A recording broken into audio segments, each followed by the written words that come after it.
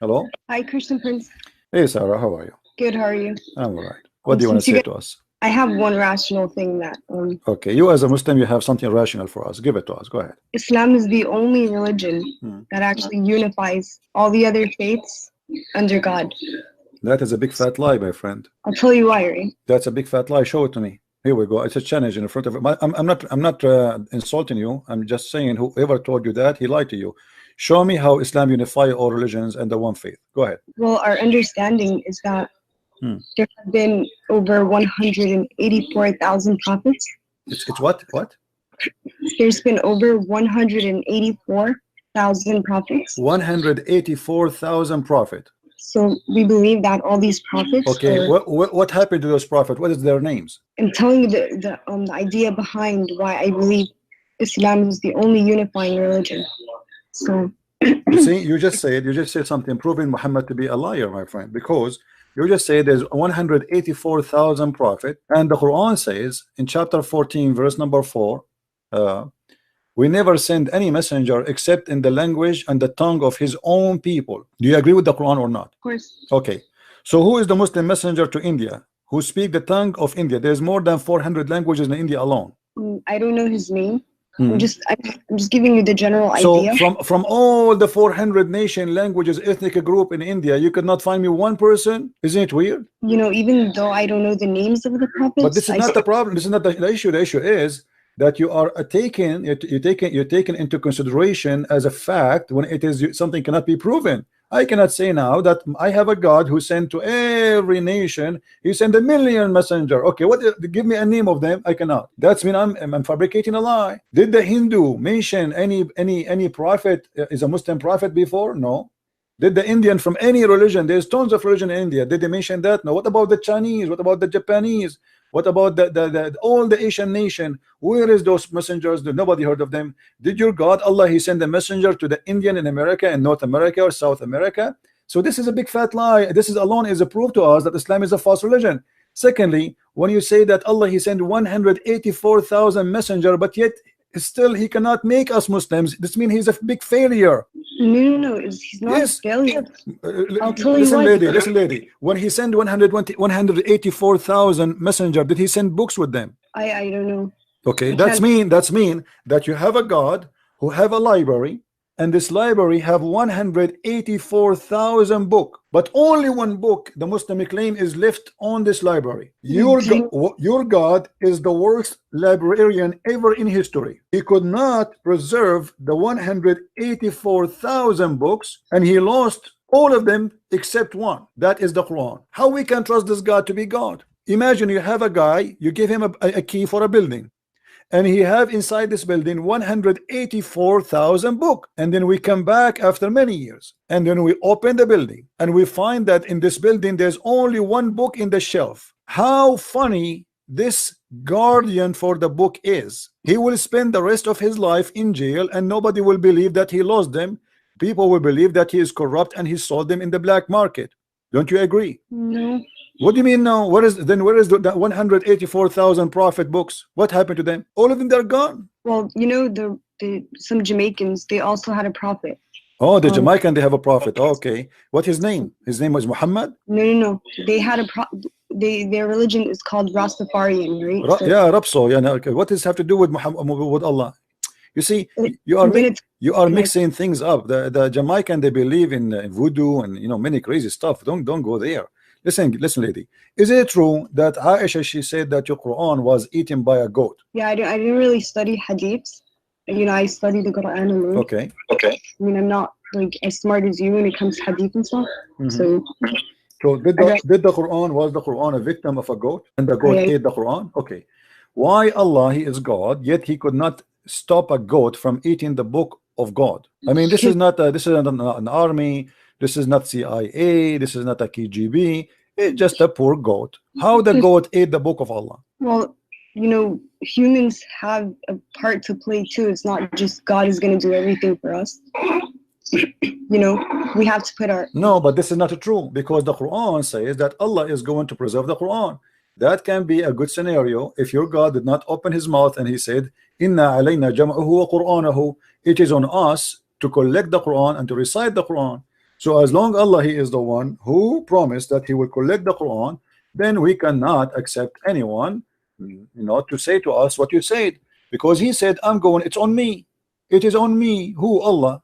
Inna alayna jam'uhu wa qur'anahu, chapter 75 verse number 17.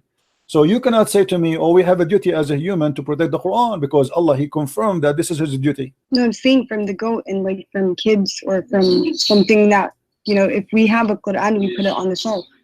I don't know how it got how you can preserve the Quran if the goat ate it already? Can you recite for me the verses which the goat ate? You cannot. That's it. It's in the belly of the goat now. And until now we could not find this goat. It's missing. If you go to the FBI website, you will see in the front page it says the big name wanted. If you go, this is in America. If you go to Saudi Arabia, until now you will see that goat picture is there, because until now it's missing, and we need to find desperately those verses.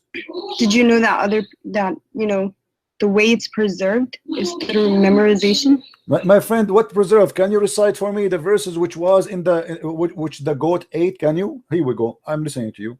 You preserve it by memorization. Tell me the verses which the goat ate. No. Okay, so what are you saying? That the goat ate a part and now it's not there? Yes, it's not there. It's not there. It says that there is the verses of 10 times breastfeeding for adult. Your God Allah, mashallah, He allow you as a woman, with my respect to you, I'm not trying to insult you, don't take me wrong, but this is what it says, that Allah, He allow you as a woman to give your breast to a strange man, and he will suck it 10 different times, and he is satisfied, and then after that you are lawful for him to be with him, next to him in the same couch. It's not there. Show me the verse. Here we go. I'm gonna see it. Well, we can't find this verse. That is not what Allah said. Sorry? Where did you get that from? Here we go. It's in front of us. Here we go. Read with me. The verse of stoning and breastfeeding for an adult 10 times was revealed, and the paper was with me under my pillow. When the messenger of Allah died, we were preoccupied with his death, and the time sheep came and ate it. And then that verse, they continue saying here, and that verses were abrogated in recitation, but not in ruling. Okay, so abrogate by recitation, by what? By a verse about 5 times, but we cannot find even the 1 5 times. So we cannot find the 5, we cannot find the 10. Yeah, I don't believe that. Well, it's not up to you. This is your history. This is your Aisha saying that. What about your prophet saying let me show you. Are you saying to me that there is no way in Islam that the prophet of Allah, he ordered women to give their nipples to strangers to suck it 10 different times? Are you saying that? Yeah, that's haram. Okay, am I ready? Here we go. Again, please don't think I'm trying to insult you or to be rude to you. So listen to me carefully. Here we go. This is Sahih Muslim, and this is Ibn Majah, and this is Sunan an-Nisa'i. You choose which book you want. It is Sahih Hadith, and the Muslims agree upon it, that a woman, her name is Sahla bint Suhail. She came to the Prophet and she said to him, there's my husband is upset from the guy who is coming to my house, and who he stay with us because he's a slave there, he's a man. So Muhammad, he said, suckle him. She said, how I'm going to suckle him and he's a growing man? Can you see my screen with me? Yeah, I can. Okay, so this is what your Prophet said. It's crazy. I know it's very confusing, very stupid. I mean, man. Are you so sure that the Prophet said that? I mean, because this is Sahih Muslim. This is not me. This is your scholar saying that. This is Aisha saying that. This is the people of around Muhammad saying that. It's not me. I wasn't there. How do we know that though? How do you know that the Quran says what it says? The Quran is coming to you through the people, to the same people you are receiving the Quran from is the same people who received the Hadith from. Okay, but if God is telling us, you can't have relations with men outside of marriage, why would this contradict the Quran? Well, this is here according to Muhammad is not a relationship. It is something to do to stop any relationship. Muhammad, he think he's wise. So if a man, he look at you in a dirty way, let us say you are going in the bus, you can go, by the way, if you speak Arabic, you can watch the video. You will see an Egyptian, she was asking a big sheikh from Al-Azhar University that she said to him, are you saying now I work in a studio that I have to give my boobs to all those men who work in the studio? He said yes. She said, what if I go in a bus? He said, you have to give it to all of them. So this is your Prophet saying that. This is not you or me or anyone. The dean of the Azhar University for the Hadith department, he made a fatwa that a woman, if she want to stay alone with a strange man, she have to give him her boobs 10 times, 10 different times, not in one time, which means in 10 different times. And he have to suck it until he is satisfied. Yeah, I don't believe that. Sorry. You don't believe because you are ashamed of it. This is the whole point. But as you see, it's in front of you. I'm not the one. This is your Muslim website. This is your Muslim book. This is your Muslim scholar. This is the wife of Muhammad, and this is not a Christian prince. No, because in the Quran it says that the wives of the Prophet should stay home and that they are unlike other women and they should veil themselves. No, yeah, my friend, the history of Islam report that Aisha, she took an army to fight Ali, and she caused the death of more than 10,000 Muslims. What are you talking about? And Muslim women, they used to be taken for fun with the Muslims during the wartime. This is why your prophet allowed you to do muta. How many days a Muslim man and a Muslim woman they can have fun together before marriage? 0. 0. As I know, it's 3 days and 3 nights. From where? Well, because your prophet, he said, any man and any woman, they like to have sex together, they can have sex for 3 days, and if they like it, they can increase. Here we go. Read with me the screen. Do you see it? Allah Messenger said, if any man and woman agree, and here they say to marry temporarily. By the way, it doesn't say that. This is a fiction between two brackets. It doesn't say anywhere to marry. So if any man or a woman agree to have 3 relationship, it doesn't say marriage. Here we go. Let me show you the Arabic. I don't know if you know Arabic. أيما رجل وامرأة توافقا فعشرة ما بينهما 3 ليال فإن أحبا أن يتزايدا أو يتتاركا تتاركا.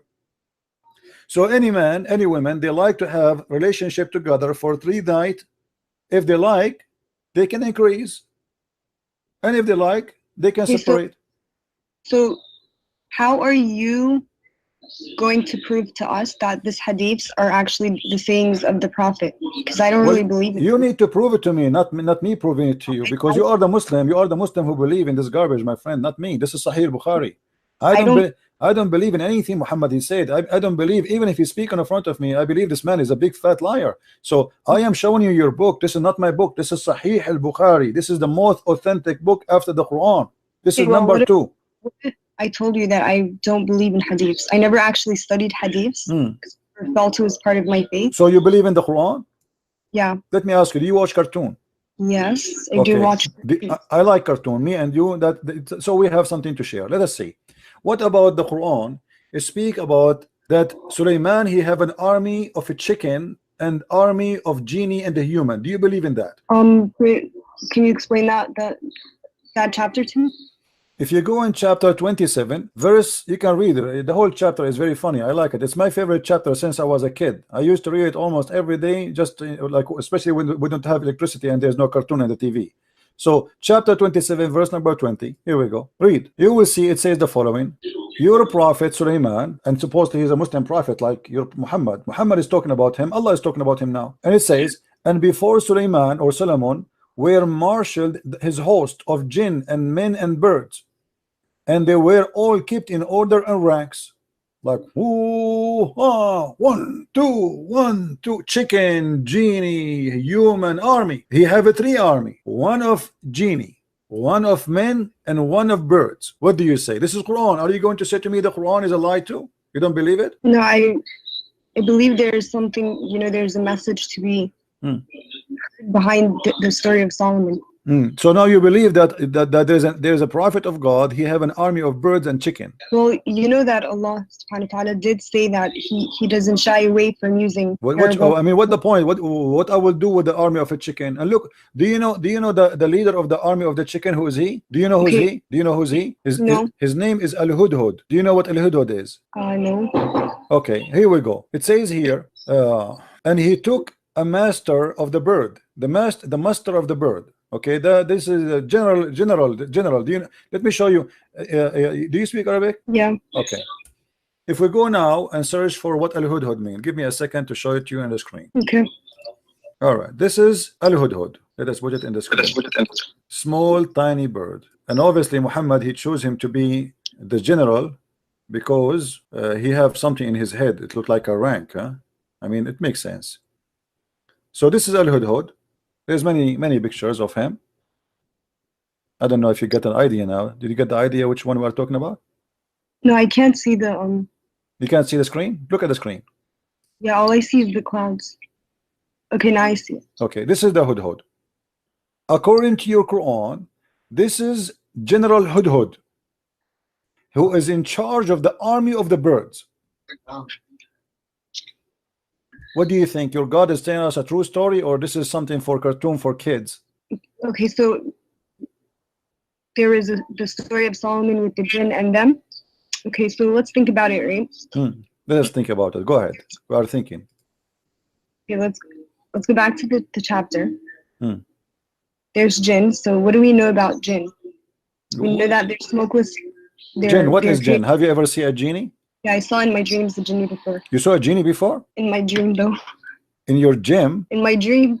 On your dream? Ah.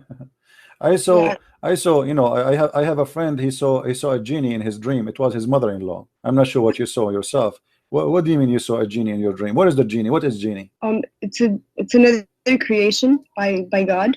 Uh-huh. And it's made of smokeless fire. So when I saw it in my dream, I saw the form of the genie, but you can see through it. I saw through it. Is it true that you Muslims believe that genie can have sex with you? Yeah, I don't know about that.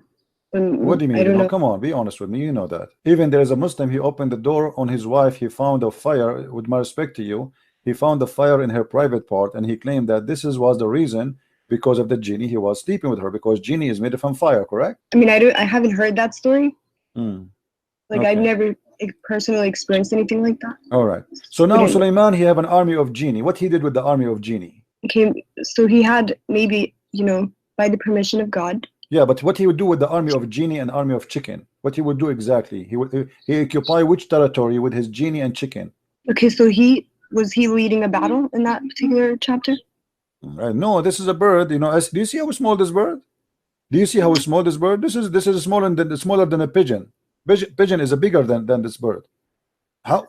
What this bird will do in a wartime? What this bird can do? Can you tell me? He will go and kill the small mosquito. What he would do? If there is a lot of them, they can do some damage. Yeah. Man, yeah. But do you know what this bird is about? This bird, according to your God, he have a special qualification. He can see and find women who have no hair in their legs. Really? Yeah. Which I want to buy one, because until now I'm single and I cannot find a woman she don't have hair in her legs. So I want to get one like this. If you know somebody he can sell those birds, please, you know, I want to buy one, because I'm desperately looking for a woman. She have no hair in her legs. This is the only one who can do that. If Allah says so, must be true. Are you laughing? Okay, so anyway, you said so Solomon. Sarah, let us do this, Sarah. You said to me that you know, you as a Muslim, why you are a Muslim? I mean, look at this. This is can't you tell this is really crazy? I mean, what kind of God? Who is going to believe those? Like, have you heard that Sulaiman, he heard the speech of the ant?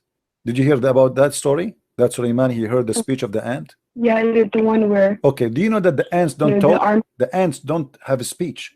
Ants are mute. So how Sulaiman, he heard the speech of the ant? How he can hear it? Ants are mute. Well, ants they communicate by chemical and by vibration only. They don't talk. Look here what it says. So when Sulaiman walked with his host, his army, one of the ants in the valley of ants. By the way, my house in the Middle East is about like 20 kilometers from the valley of ant. You know, we are neighbors. So when he arrived there, one of the ant, when he arrived to the lowly valley of ants, one of the ants said, "O ye ants, get into your habitation, lest Solomon and his host," which mean the army of chicken and the genie, "crush you under his foot without knowing it." So he smiled, amused at her speech. How Sulaiman how he can hear the speech of the ant if the ant are mute? Well, if God, you know, God had to give him that ability. Do you know how many ants in the valley of ants? How he can hear only one ant? What is the secret behind that? I mean, only one ant spoke. There's like a million ants in there, and there's only one ant. She spoke and she said, "Hide." What about the rest of the ants? What they said? Takbir? But I'm saying that, if you know, just like Isa, Jesus, he was given powers by God. So the same thing with Solomon's ability. Okay, why Isa have power by God, and his power about resurrecting people from death, making the blind see, but Sulaiman, he have a power of things nobody see. It's just fiction, obviously, like a flying carpet. Sulaiman have a flying carpet. Flying carpet can carry 600,000 chairs. Do you really believe in flying carpets, Sarah? Be honest with me. You believe in flying carpet? A flying carpet? Yeah. No. You don't believe in flying carpet. What do you mean? I saw it in Alibaba. It's true. Well, I've never seen a carpet flying, so I don't know. I saw it in the cartoon. It's true. As long as it's in the cartoon, must be true. So are you saying to me that you will not believe in a flying carpet if I show it to you now, a cartoon? No. I mean, I'm really surprised. I thought cartoon is the best way to make you believe in something. Well, hold on. You just said that you don't believe in a flying carpet, but this is in the Quran. Yeah, but I'm saying that, you know, Allah did tell us that some of the stories are metaphorical, or, you know, they're meant. No, those are not metaphorical. Those are not metaphorical. This is about a flying carpet, and we can show you what even your prophet said about them. There's nothing metaphorical. You know, Sulaiman الريح عاصفة تجري بأمره, chapter 21, verse number 81. If we go, just to show you, I'm not making things up. I will go to the interpretation to show you what interpretation says. So you will see that Christian Prince, he have nothing to say from his own. Okay, let us go. Here we go. And to Sulaiman we subjected the wind strongly. Ragging means we subjected a strong wind to Sulaiman. Tajri bi amri, he running from his command towards the land which he blessed, meaning the land of Asham. Okay, let us see what does that mean. And if everything, we are all knower. Allah saying he had a mat made of wood. Who had that carpet? Sulaiman. Made of what? Made of wood, which he would place all the equipment of his kingship, horses, camels, tents, and troops, and then he would command the wind to carry it, and he would go which means the wind go underneath it and would carry him aloft, shading him and protecting him from the heat. So Sulaiman now he flying with the flying carpet, and he put all his kingdom, the whole kingdom is a flying. This is not a Boeing 777. This is bigger, 600,000 chair only. This is chairs, plus all the animals, plus all the chickens, plus all the elephant, all the horses, all the war equipment, everything in the top of the flying carpet. And then in the top of him, there's the birds who fly to keep him in shade. And you know what birds do when they fly in the top of you? They will shower you with poo-poo. You know that, right, Sarah? Yeah. Okay. So Sulaiman, now we can imagine how much he is covered by poo-poo. The poo-poo is all over him. He have like a million bird in the top of him. So until he reach wherever he wanted to go in a land. So what your Quran teaching us, that Sulaiman, when he want to go, let us say from Jerusalem, he want to go to Los Angeles. What he do? He say, the flying carpet come.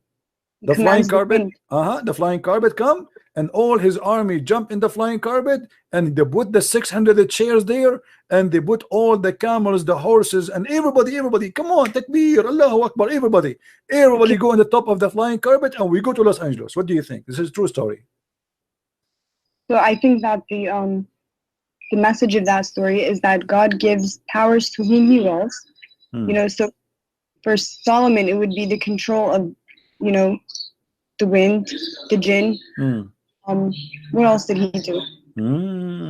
So you really believe in the flying carpet? I remember just 5 minutes ago when you told me you don't believe in flying carpet. Now you are saying you believe in the flying carpet.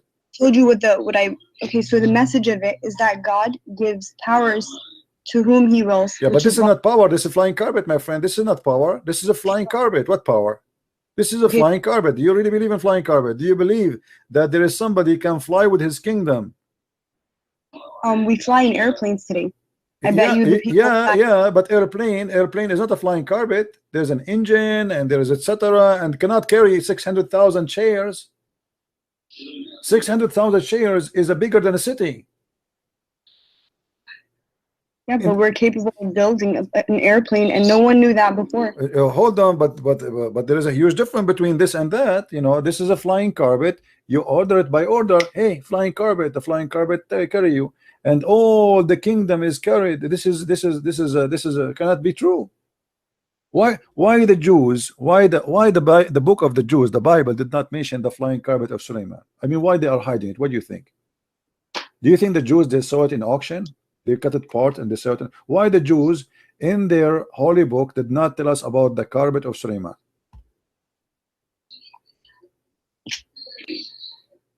Is it in there? Have you read the Torah? Well, not in the Torah, but I can find you where Muhammad he got these stories from. There's a book I advise you to read. It's called The Legions of the Jews. Or you can go and get my books from Amazon. Go to Amazon.com, or if you live in Europe, like Amazon, Germany, etc., and you can get my books. You will see where Muhammad is getting those stories.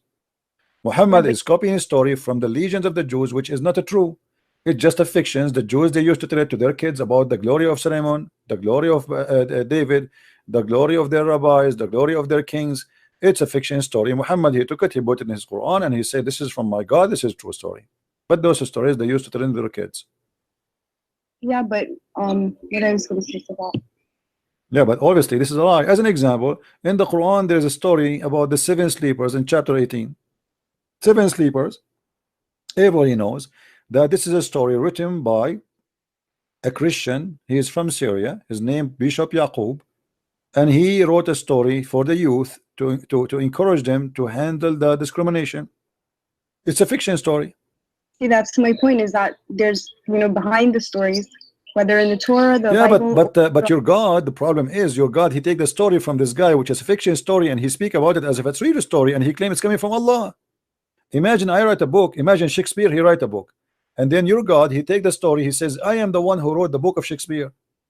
The thing is that, from the Bible and from the Torah, this is the same God that's talking. No, it's not the same God. My God, hold on. We're not the same God. Your God is not exist. Your God, is a pagan God. As an example, why your prophet he kissed the black stone?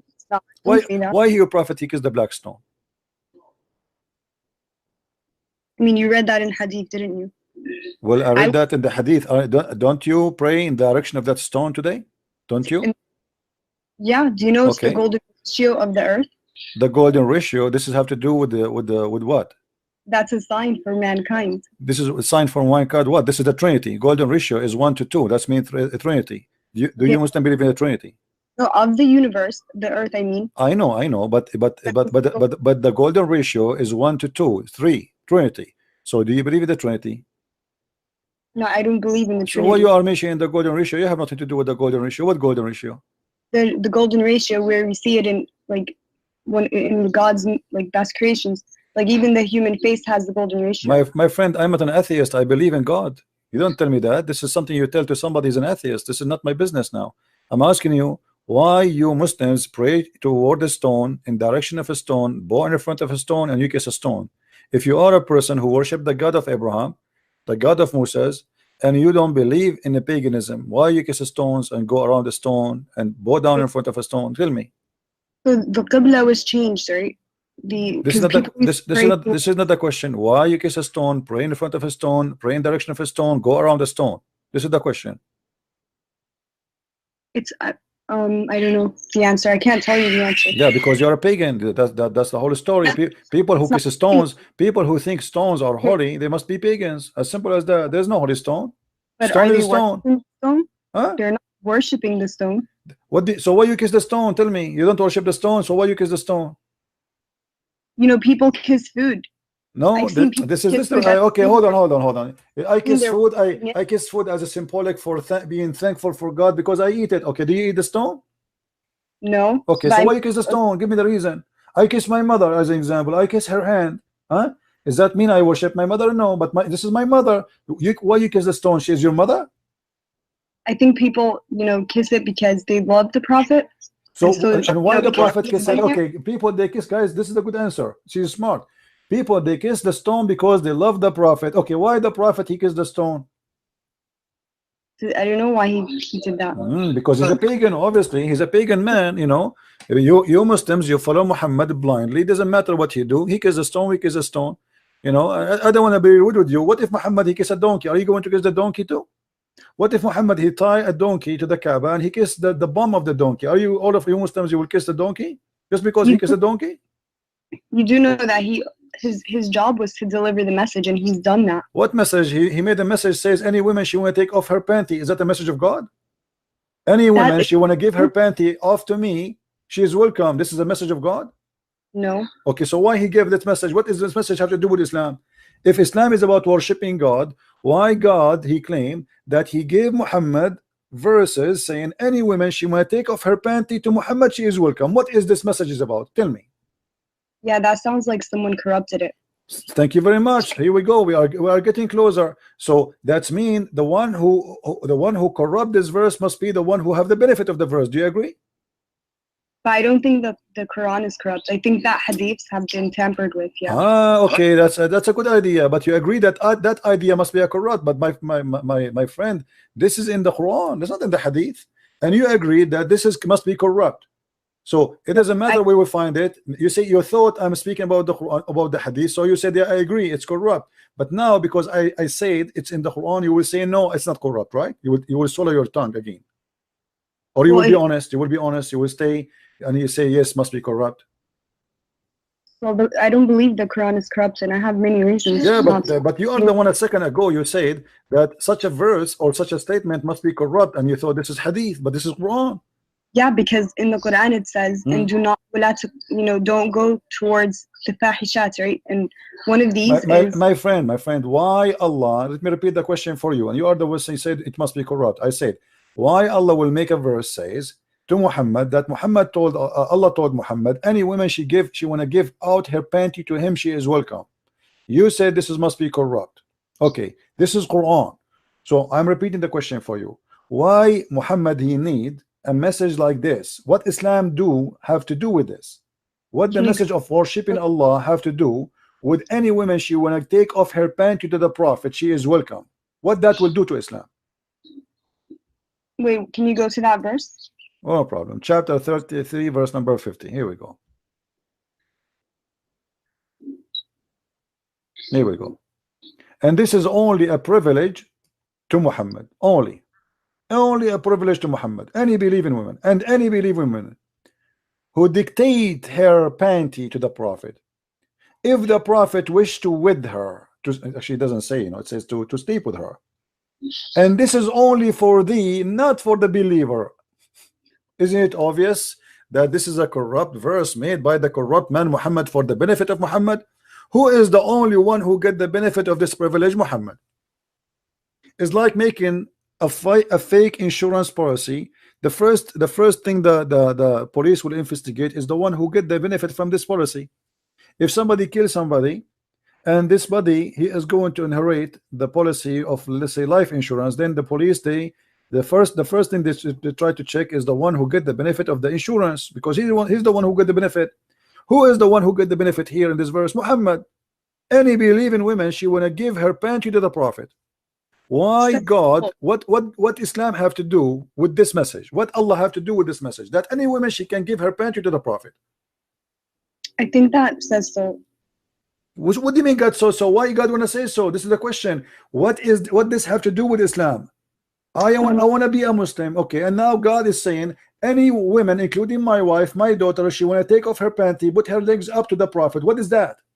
That's not what it says. This is what it says. Any woman, she can give herself to the Prophet. And not only that, Muhammad, hold on. After that, Muhammad, he started receiving ugly women. They want to sleep with him. And Muhammad, he look at them. They are disgusting. So look what he did. He made a verse right after it. He says, "Thou mayst defer who, the one who turn away from him, or the one who choose." So Muhammad, he can, okay, let us say you come to him, he don't like how you look like, maybe you're older. So he say, okay, this is too much, too many women, they are coming to sleep with me. So what I will do now? So he made a verse says that Allah told me I might choose and I might delay the one later. So Muhammad here is giving himself more excuse to use and abuse women, because there's many ugly women, they start coming to Muhammad, and the reason they want to sleep with him, because if they sleep with Muhammad, they will be considered as women of Muhammad, and that means they will have a free food forever. They will have a retirement plan. They will have respect of the believers, because that's it. They are the, excuse my language, they are the bitches of Muhammad. You see the gang. You see the gangs. They say like, excuse my language. I don't want to use a bad word, but yeah, you should respect the dead. I mean, let them rest in peace. I'm not respecting him. This guy, obviously, he is. I'm not talking about your dad. What your dad? Talking about your Muhammad. You called the females the B word. This is what it says. This is about those are the whores of Muhammad. They are not his wives. They are offering themselves for sex. Not true. If somebody's offering themselves for marriage, that's completely. This is not marriage. This is not marriage. Muhammad, he have 13 women already. Name for me one woman she offered herself to Muhammad. She became his wife. Go ahead. Do your best. I'm listening. Yes, they married for tribal. No. Listen to me carefully. Those women who offer themselves, name for me one of them, she became his wife. None. Does it even name the females in the Quran? None of them, none of those, because they are not considered all the females. There's no limit. It's a privilege for the Prophet only. So Muhammad is looking for women to take off their panty. It doesn't matter who they are. But Muhammad already have 13 wives. Why he need more? Right, now you're interpreting it from your perspective, right? I am not giving interpretation. I am not. Here we go. It's in front of you. You give an interpretation. Any lady, do you see it says any believing women? Did you see any believing women who Right. like to dictate her not her soul? It says nafsaha in Arabic, which means this is about sex. This is about sleeping with him. Nafsaha, her soul, yes. Yes. So Who did- what he will get from her? What he will get from this woman? Sex. Okay. Name for me one woman. She dictated herself to Muhammad and she became his wife. Look, so any believing woman who dedicates her soul to the Prophet, To do what? Prophet To do wishes what? To do what? To do what to him? Exactly. What she would do? to wed her. What the service he want from her? What with her? Okay, so if he's traveling and women are, want to marry him, they're also gonna, be pushing the message. So he's gonna But give. lady, do you see where it says here? Yastankihuha. Yastankihuha is a continuous verse, and you speak Arabic, don't you? Okay, so Is it if he got continue? married- Is it continue? Yes or no? Am I lying? It's ing to f her. This is not to marry her. You marry only once. Okay, not so why does it yastankihuha. say if the Prophet wishes to wed her? What does that What mean? is with her? There's no with her here. Same time, name for me one woman of those women who offered themselves. He with her. He slept with her, yes, but not even one of them became his wife. Otherwise, name one for me. Go ahead. What does wed mean then? Mary. But there's no Mary here. It's the word is just tankuha. Yankahu in Arabic mean to f, the f word. The word marriage in Arabic is zawaj. You speak Arabic like me. تزوج تزوجنا تزوجوا زوج يزوج تزويجا يستنكحوا. This is nukah, the actual verb of the sex of the f word. Okay, So- and nikah in Arabic means marriage. No, let me show you. Here we go. I will show you from your Islamic website what is the nikah mean. Give me a second. Here we go. We don't make things up, lady. We don't. Everything we say we prove.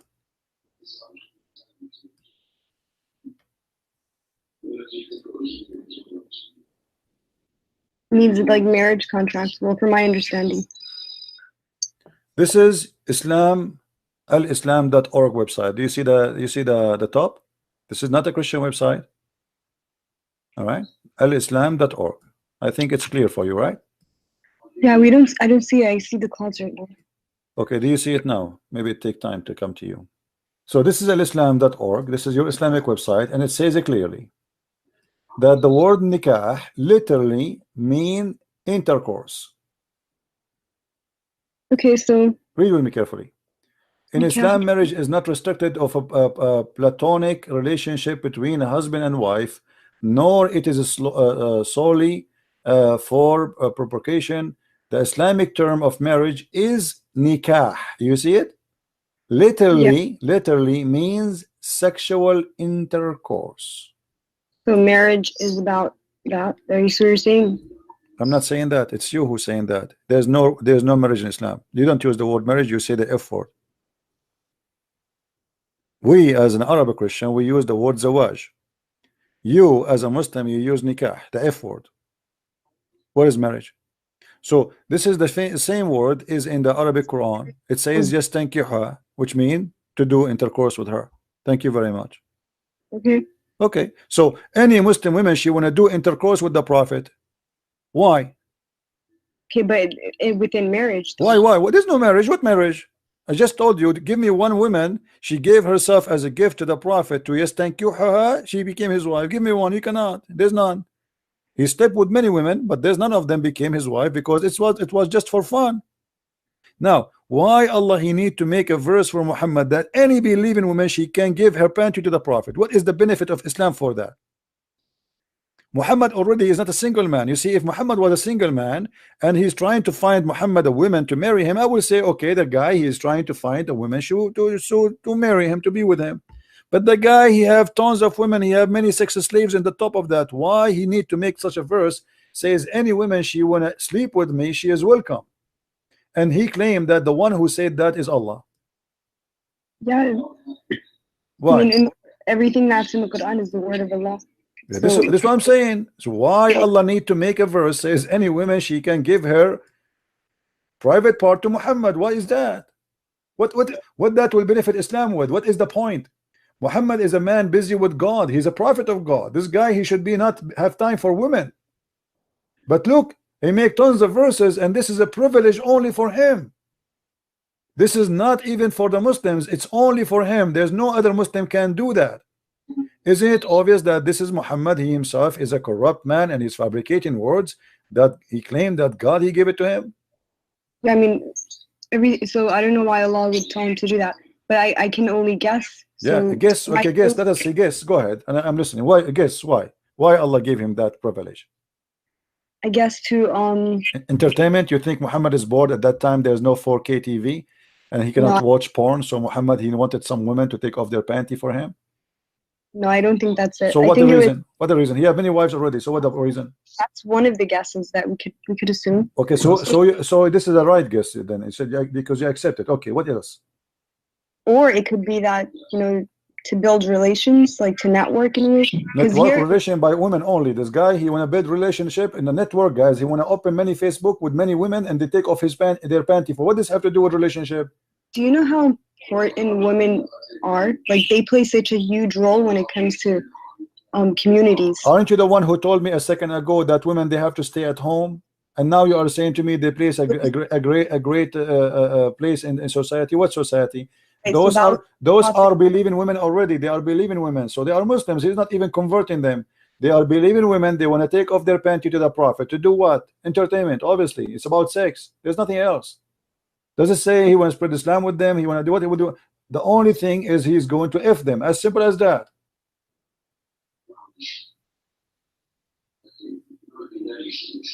I mean, that's what it is. Yeah, that's what it is. Thank you very much. I agree. That's what it is. Muhammad is a person who is taking advantage of him claiming to be a prophet, using the poor people around him, having sex with their women. And even Ibn al-Arabi said, let me listen. Ibn al-Arabi said that if the prophet, his eyes fall into a woman, her husband must divorce her immediately so the prophet he can have her. You know that? Do you know that? Okay, so if she give herself onto the prophet, but do you agree that if a man, his name is Muhammad, his eye fell onto you, your husband have to divorce you immediately? Do you agree with that? I mean, like, in what are you talking about? You are, let us say you are walking. I'm not insulting you, by the way. Don't take it as personal. Let us say you are walking in front of Muhammad and he saw you, he liked you. According to Islam, if his eyes fell onto you, which means he saw you, he liked you, your husband, he have to divorce you immediately so Muhammad can sleep with you. Do you agree with that? No. Well, this is what it is. That's what you're saying it is. I'm not saying that. I will show you the reference. You want to see the reference? You want to see the reference? Sure. Okay. Let me find the reference. All right, this is the official government website of the Kingdom of Saudi Arabia, and this is Tafsir al-Qurtubi. I'm sure you know what al-Qurtubi is, right? No. You do not know what al-Qurtubi is? He's a big scholar in Islam. Anyway, this is the Saudi Kingdom, the Saudi Arabia Kingdom website. All right, very well-known website. This is Tafsir al-Qurtubi, and here Ibn al-Arabi is speaking about the privilege of the Prophet.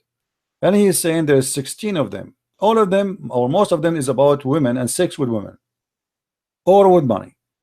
Look what he say here.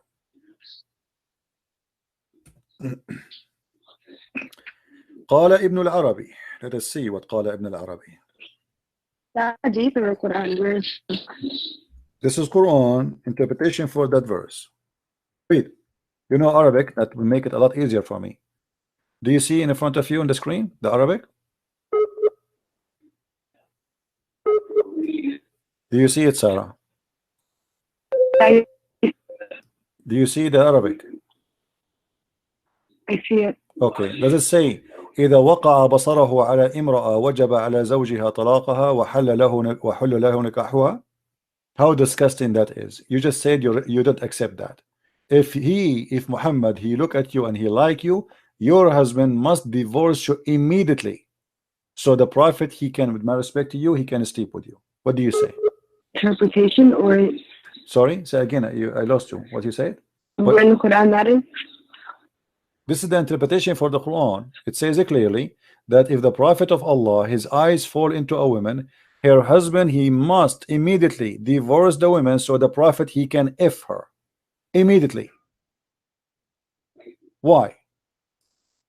I know, but can you tell me which chapter in the Quran that is, so I can read it for myself? This is the same chapter we are talking about, lady. I know you are not listening to me. This is the same chapter. Listen, this is the same chapter, chapter 33, verse number 50, and this is Tafsir al-Qurtubi, and this is the official government website of the Kingdom of Saudi Arabia. Let me show you the banner, so you will see I'm not making things up.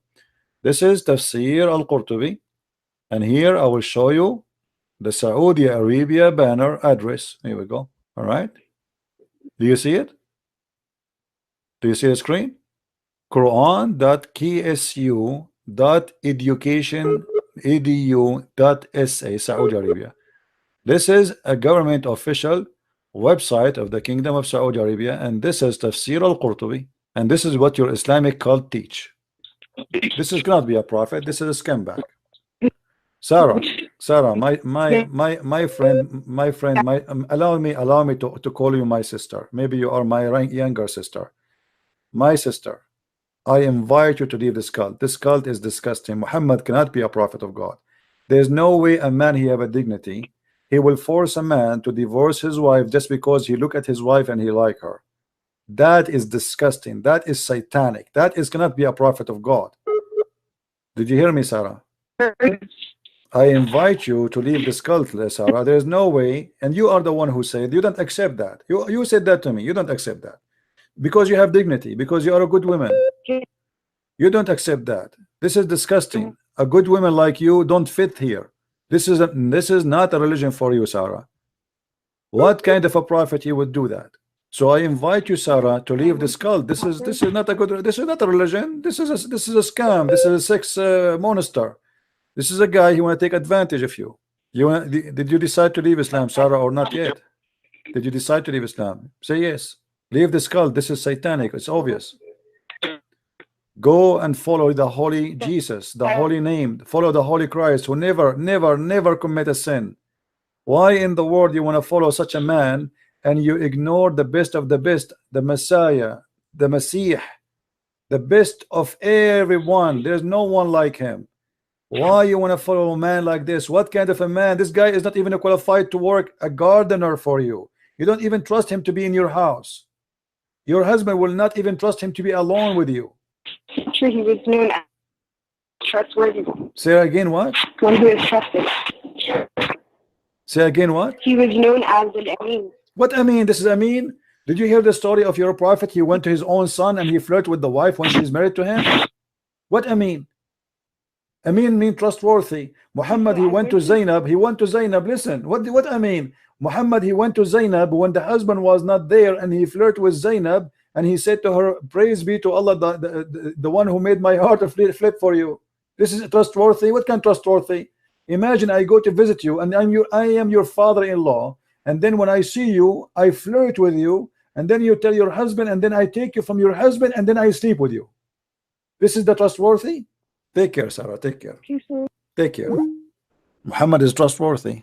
If this is trustworthy, what trust garbage is? Hey, stay Shadi, how are you? You want to call me? By the way, Shadi, in Iraq, Shadi mean a monkey. I don't know what you mean by calling yourself monkey. I am making up stories. I show it in the screen. Everybody see that whatever I speak of, I show it in the screen. I never say something without proof. She speak Arabic and she saw it and she read it. Who's next? Who's next? Who want to prove to me that Muhammad is anything to be even qualified to work in the post office? Muhammad is not qualified to work in the post office because we cannot trust him to deliver the letters. He will open them, he will see what is inside, especially if it's pictures for women. If you work for Amazon, There's no delivery for lingerie ever will arrive to any woman in the world. He will open the boxes, he will sniff the panties, and he will keep them at home. Who's next? I am the Christian prince, and none of you Muslims dare to debate me. You see, I was speaking to this girl, very nice, very kind, and I'm going down to her level. Show me that you can do better. Who is a Muslim can do better? Why liar? Why liar? Here we go. Let me show you. You are saying to me I'm liar. Your prophet was accused by you Muslim that he stole an underwear. Do you want me to show you that? Shadi, let me show you. Here we go. Guys, he's saying I'm a liar. You tell me, if Muhammad was stealing underwear, according to the Quran, he was stealing it for what? To wear it or to sniff it? The underwear was red. Let's read together. Even the chapter number is a miracle. Chapter 3, verse number 161. Let us go to the interpretation. I'm lying, right? Okay. Let us see. Okay. Read with me and laugh. Let us see who is lying. And as you see, those are your Islamic books, not mine. Your prophet was an underwear thief. And now you tell me he was doing what with it? Here we go. When some red velvet cloth went missing in the day of Badr, some people began to say, perhaps the prophet took it. Do you see it? The Muslims are fighting over what they stole. This is already a theft. The attack of Badr is the Muslims attacking people, attacking caravan, attacking money of people. They are thieves, and now they are fighting over a piece of a clothing which is a bikini. Do you see it trustworthy? And then what happened? Allah, he sent the verse says, no way, it's not Muhammad, no way. Okay, hold on. If you are God, why you don't tell us who is the one who took it? I mean, look at this. God, he sent the message saying it's not Muhammad who stole the underwear. What about you tell us who took it? Until now the underwear is missing. Until now, if you go to the website of the police of Saudi Arabia, they have a big prize for the one who will find the underwear which Muhammad was accused to steal. Any Muslim can tell me where we can find this piece of a cloth which Allah himself now is busy. God, the one who created the galaxies, he sent the verse about the underwear. I mean, are you serious? God, who created this amazing massive space and galaxies and stars, the earth is not even a dust. He sent his word, his priceless words, to defend a man was accused of stealing underwear. That's amazing. Look like a Muslim when I make me take shahada. Let's see what this is about. Hello. Yes. This is Gigi. How are you? Hey Gigi, how are you? I'm fine. I'm good. Listen, I don't want to debate you because I'm not a debater. But you are a Muslim, right? You are a Muslim, right? La la. I'm talking. Let me just finish what I'm telling you. Oh la la. Okay. La la means no. You know that now. Oh, okay. All right. Okay. So I'm not a debater. And I'm not going to debate you. What you would debate me about if you aren't a Muslim? But, I have nothing to debate about with you. Yeah. La la. Let me talk. Let me talk. But my friend, who is a very knowledgeable Muslim, who can debate you sitting in a car with nothing, wants to debate you, and you refuse to do that on Facebook Live. I don't understand why. What you Facebook? Can't debate anywhere. I don't do broadcast on Facebook. I do it here. All my people listening are here. Why you don't come here? Why you don't call me in Skype? Well, you do not need to go anywhere. What about call me in Skype? He can do live in Skype in YouTube in Facebook. He can do it in Facebook. But the reason why you don't want to do that is because you don't want to leave your stuff. Your copy and paste and all like this. What stuff? What copy? I have to show my reference on the screen. Hold on. I have to show my reference. Is it about talking or about proving? Is it about talking or proving? I have to show the reference on the screen. Why don't you show your face? Facebook? Hold on. Is Facebook is internet or it's not? I thought you weren't rude. You are rude. You are rude. You are saying you are accusing me. I cannot leave my place. Who are you? What do you know about me? What place? What place? Do you want me to sit with him in his car? Why want to go to his car? Do we have a date? I didn't say go to his car. So where I will go? Where I will go? You're being, see, you don't know what you're where I will go? Where I will go to debate him? Tell me where I will go to. Where Gigi? Where I will go to debate him? Tell me where I will go to debate him. Go ahead. You can go. You have a page on Facebook and filled with lies and rude and crazy stuff about Islam. I'm a Christian before. Yeah. I know. Listen. I know what you're doing. Let us prove who is the liar. Prove to me one lie I said in Facebook. Go ahead. Prove to you. I don't have to prove anything. You have to prove it, right because when you say somebody is lying, you have to prove him a liar. Aren't you the one saying to me that there's a guy he can get you busted? Listen. You both of you are a piece of garbage, because if you are truthful in what you are saying, what I'm talking about. You are a piece of garbage, because if you are not, you will not accuse me of lies, but you cannot prove it. When you accuse somebody of lies, when you accuse, I don't respect you. I don't respect you. Get lost.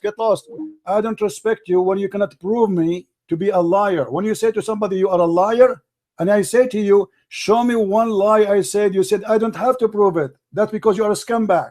How stupid are you? I want you to prove that we lie in Facebook. Go ahead. Who is a Muslim? You have the courage to call me. Here we go. I just received a message from a person who decided to leave Islam. I will not show all his name. I will show a part of his message. I don't even have him in my list. Do you see it? People are leaving Islam for a very simple reason. It's a garbage. When a Muslim, he says to me, you are posting lies, and then he don't dare to call me to show me the lies. Obviously everybody knows who is the liar.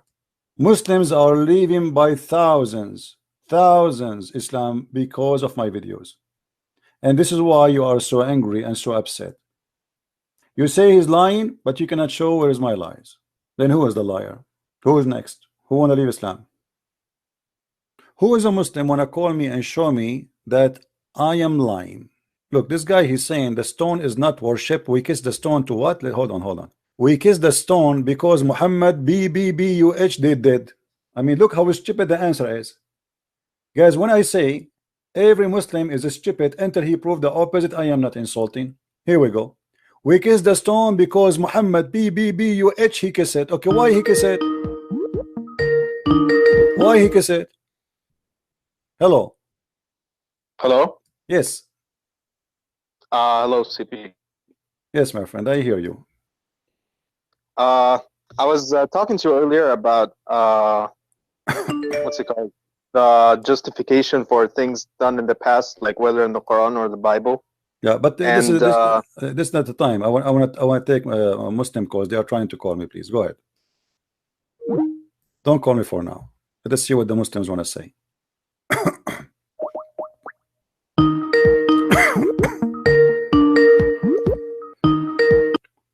Oh, this is Gigi. Yes, Gigi, how are you? So did you find the lies I post in Facebook, or you did not find one? Okay, listen 1 second before you go any further. You apologize to me for calling me garbage. I'm not garbage. I didn't say you were garbage. You said I'm lying. You said I'm lying. This is lies are being told about. Okay, listen. When you said somebody that lie, he told I am the one who told those lies supposedly. So you're accusing me to be a liar. So prove it. No, you prove it. Prove it. Otherwise, this is garbage. Prove it that I did lie. Show me one lie. Go ahead. You said I'm listening. I am listening. I am listening. Show me one lie I said. Go ahead.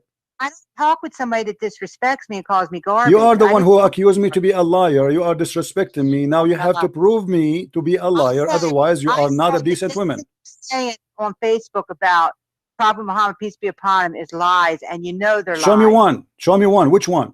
You have tons of it in Which there. one? Give me one. Give me one. Just prove me. Get me busted in front of everybody. I have 800 people listening to me right now. Show me one lie. Show me, lady. If you are truthful, if you see, you want me to treat you with respect, correct? Okay, treat me with respect. I treat you with respect. Show me one lie. Let us talk about as civil people. Show me one lie. Get me busted. Everybody is watching. Go ahead. All right, you can put on your showboat and stuff. That doesn't work with me or your 800 viewers. I'm just telling you. You are just telling me nothing because you cannot show me one lie. Why you are saying I am posting lies, but yet you cannot point your finger at one? What's wrong with you? Something wrong with you. Otherwise, either you are lying or I'm lying. So why you don't show? I am showing you. I'm giving you opportunity in front of 800 people to show them that I am a liar. Name for me one lie. Listen to how he's running, everybody. 800 people out there listening to him. He refuses to come on Facebook and debate. I am in Facebook, you idiot. Are you a donkey or what? Because I post in Facebook each time I go live. So if your friend is a man, he can call me in Skype. What the difference between Facebook and here? As long you can call me, why he cannot call me? As long you can call me, and you are a stupid woman who do not know anything about Islam, why he don't dare to call me if he is knowledgeable? If you are the stupid one, yet you can call me and you know how to use Skype and you know how to use Facebook. Why you're a stupid boyfriend? Why you're a stupid boyfriend? He don't call me. What's wrong with him? Boyfriend. He's a brother of mine. What a brother? There's no brother in Islam. There's no brother. A woman and man in Islam. Muhammad, he said, if woman and male and female they are together, the third is the devil. Do you agree or not? Sick. You have a sick mind. You are the sick. You're a prophet. He said. You're a prophet. He said. Any woman she want to give her panty to the prophet, he have to give it to him right away. Do you agree or not? Really? Yes, really. Yes, really. I can't believe you have one person that listens to you. I have right now. I have right now 775 people. You believe it or not? 75 people that just heard you call 775 people, and you cannot show them one lie. I said, can you show them one lie? Refuse to come on Facebook. I am not refusing. I am in Facebook already, you donkey. I am in Facebook. I am in Facebook. I post my video in Facebook, which means he can call me here. Doesn't matter where I am. This is internet. You are a coward like him. Your boyfriend don't have a panty. Maybe you have one, but you don't have a panty. If you have a panty, let him call me. He is a coward. You said I am lying, yet you cannot show me one lie because both of you are a scam. Get lost and never call me here. Let the man of the house call me. That is your boyfriend. Let the rooster call me. What a potato. Christian Prince, you post lies in Facebook, Christian Prince.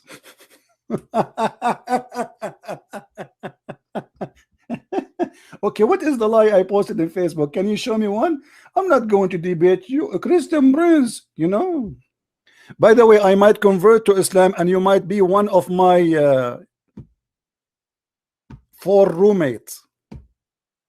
You must be stupid to believe in Islam. How a woman, she can even accept Islam for a second unless she is really mentally ill. How a woman, she can agree that a man, he can beat her as if she is a goat unless she is mentally ill.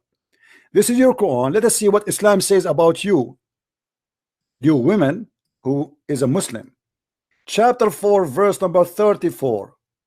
Christian Prince, you are lying. Christian Prince, I show in the screen everything I say. Prove me wrong. And this is your books and those your websites. You are lying. Christian Prince, I'm going to hit you with my bra.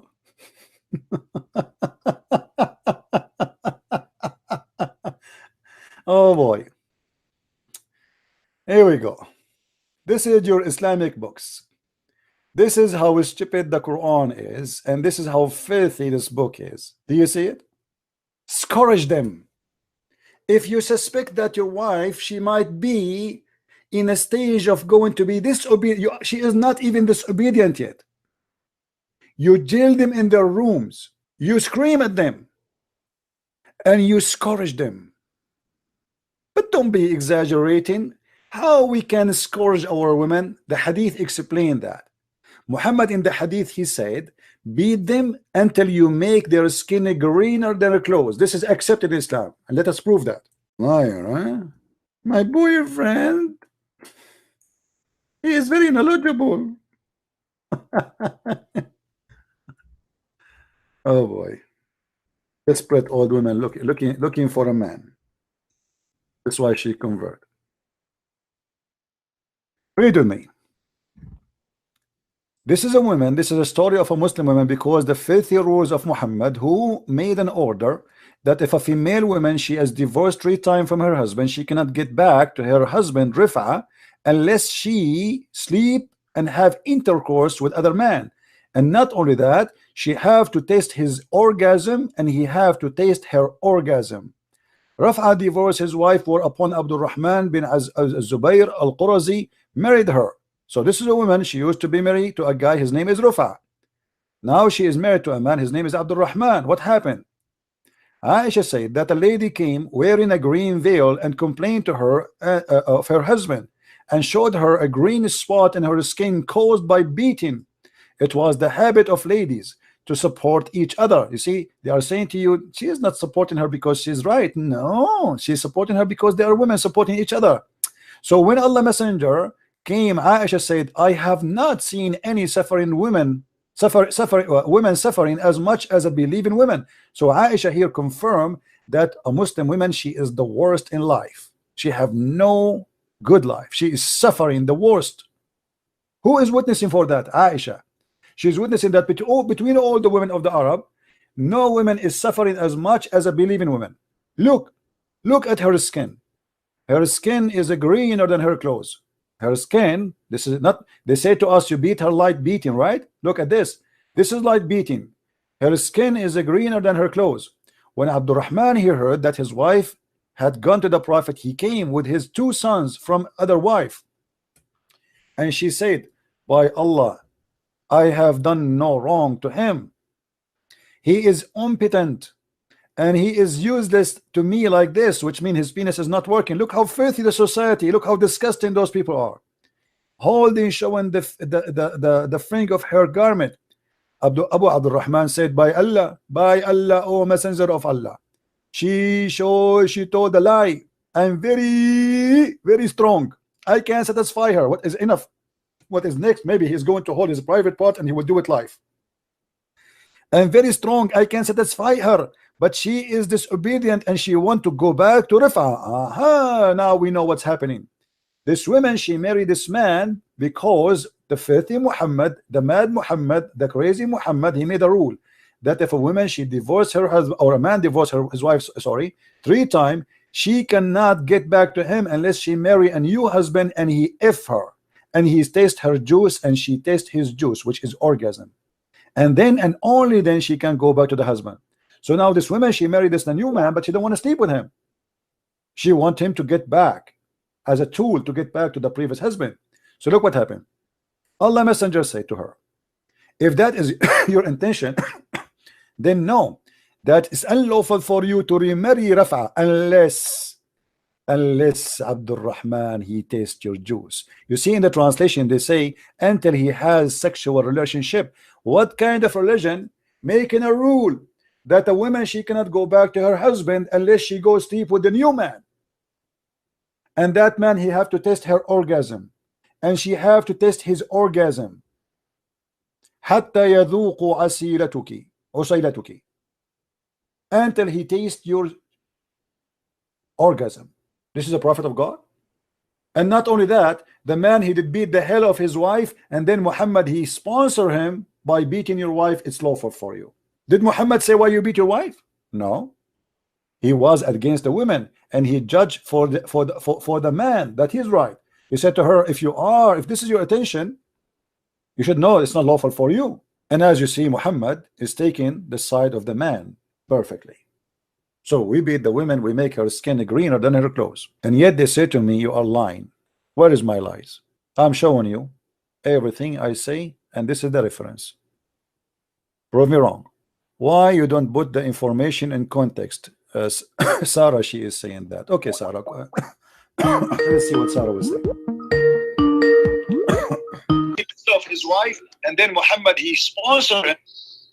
Hello? Yes, Sarah, you said I am not putting things in context. What does that mean? Everything has a context. Like the okay, what is the context that I can beat my wife until I make her skin greener than her clothes, and then I say that you have to sleep with a new husband so you can go back to the old husband? Go ahead. When I say in context, I'm talking about historical context, right? Well, this is the historic, the story in front of us as it is. I read the whole story. I did not even cut a letter from it. Right. So you do know that with Islam came the revolution of everything. Like what? Women quickly gained rights and inheritance in. That's false. That's false. That's false. That's false. That's false. That's false. Women is before Islam, they inherit everything. Not only that, they used to be very rich. As an example, Muhammad himself, he used to work for Khadija. Is that true? Yeah, but she was the widow, right? She is a widow, which means she inherited her husband. Is that correct? She inherited everything from her husband. Yes. So this is she was not a Muslim woman. Is that correct? I guess. Okay. So women, right? They have their right, and not only that, She was the boss of Muhammad. Is that correct? Right. Okay, so she have right, and she is a businesswoman. She have an inheritance. She is independent. She is the boss. What is next? Islam make the women wear a veil, became inside the box, and you are the one who said to me when you called me first time, you said that the wives of the Prophet, they have no right to go around, they have to stay home. Didn't you say that to me? But before Islam, women, she was a queen. Women, she was a leader. Women, she was a counselor. Women, she was a businesswoman, as an example, Khadija herself. So Islam destroy you and make you just a sex toy. Where's your that? What is your proof? You are the one who just told me before that the wife of the Prophet, they have to stay home. No, your proof that Arabia was this kind of. What do you mean? You never heard of the queens in Arabia and other country around? Who is Cleopatra? Who is Zenobia? Who is Khadija? Isn't it Khadija? She was a businesswoman before Islam. What's wrong with you? Who is Qurfa? Who's there is many famous women in the history of Arabia. What are you talking about? There's many queens. So those are women, even the Quran speak about Sulaiman flying all the way from Jerusalem over the flying carpet to see the Queen of Sheba. The Queen of Sheba, not the King of Sheba. So after Islam, where is the Queen of Sheba? What happened to Yemen? Since when the last time Yemen have a queen? Isn't it your prophet? He said that a woman, she lead her nation, they will never be successful, which means it's forbidden for women to be a leader in Islam. Okay, so what I'm talking about is from a legal perspective, right? So legal, yeah. You said to me that Islam gave the women a right. Islam took all the right from women. Islam made the women a sex toy. As you see here, Muhammad is forcing the women to sleep with the man. She don't want him. Obviously, this is rape. The women, she don't want to sleep with the man. The man is beating her to force her to sleep with him. Muhammad, he took the side of the man over the women, and he is forcing her to sleep with the man. Where's the right? Yeah, but you're talking about hadith, right? So what I'm saying doesn't matter. Hadith is your prophet words. All right, so what I'm saying, from my knowledge, right, I know that Arabia was very oppressive to women. So women would. That's a lie, my friend. That's a lie. That's a lie. Here we go. Look at the Arab Christians. Are they oppressed to the women? We don't have Islam. We don't believe in Islam. Are we oppressed to women? That's a big fat lie. If the Arab are oppressed to women, we are Arab Christians. Show me how the Arab Christian, they oppress their wives. Okay, so does the Bible, does it have any inheritance laws for women? Sure, the women she inherit. Yes, the women she inherit in the Bible. In Islam, the women in Islam, one man equal to two women, correct? No. So in Islam, the women is equal to two. The man is equal to two women, even in the witnessing in the court. Is that correct? No. What do you mean no? It's not correct. Oh boy.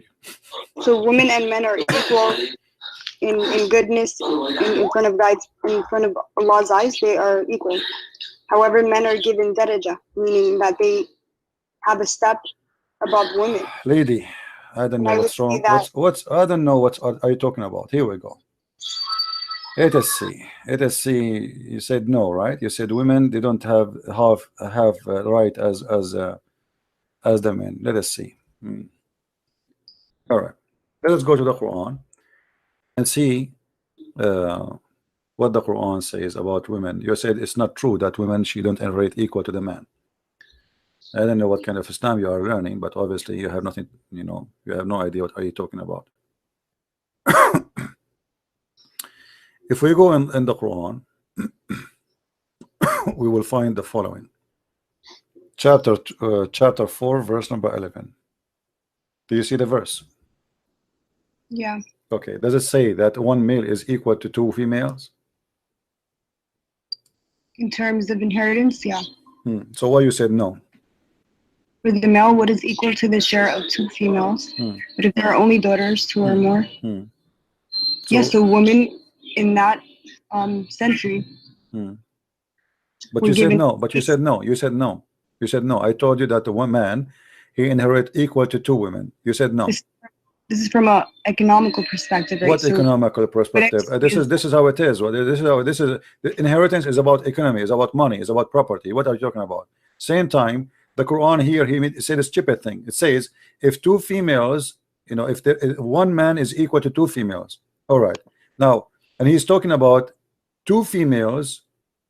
If male is you know, equal to two females, and then he says to you, let me show you in Arabic so you can get a better understanding.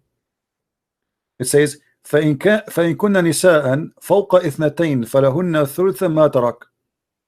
If they are more than two, they have the third of what the parent left. I mean, this is crazy, because this is impossible mathematically. This is impossible. I will give you an example.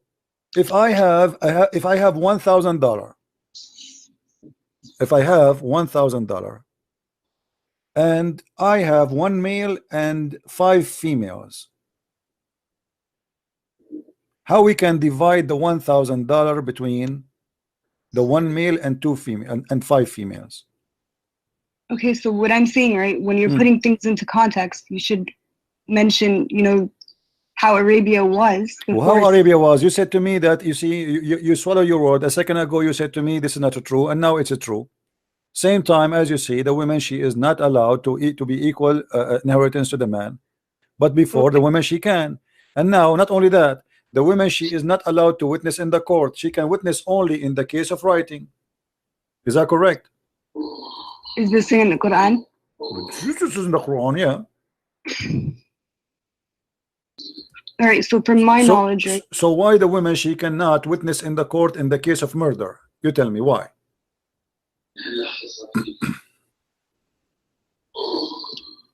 What is the wisdom? Where is that in the Quran? Well, the Quran make it clear that women, they can witness only in the case of borrowing money. As simple as that.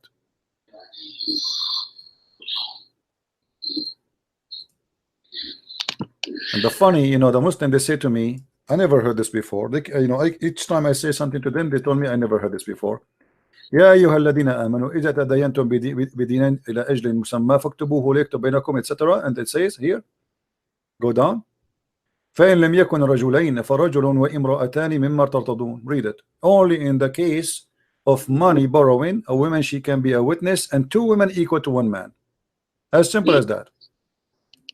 Okay, so when we're looking at it from that society's perspective, it was a you keep saying it from that society perspective. Why women, she cannot be a witness in the court? Why only in the case of money only? What if a woman, she saw a crime?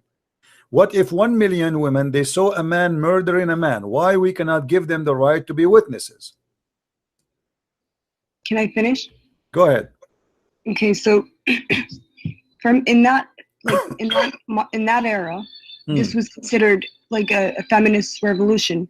Women were legally allowed to inherit property. They got rights that they did not have. Women, they were allowed to inherit full legally before Islam. Islam make it partially inheritance, not fully. So where is the revolution here? I'm talking about Arabia. Okay. I'm talking about Arabia too. Isn't it, Khadija? You are the one who just said to me that Khadija, she inherited the full money of her husband's. Okay, so then tell me what government did they have? Just go. You know, unbelievable. And people, they say to me, you have no patience.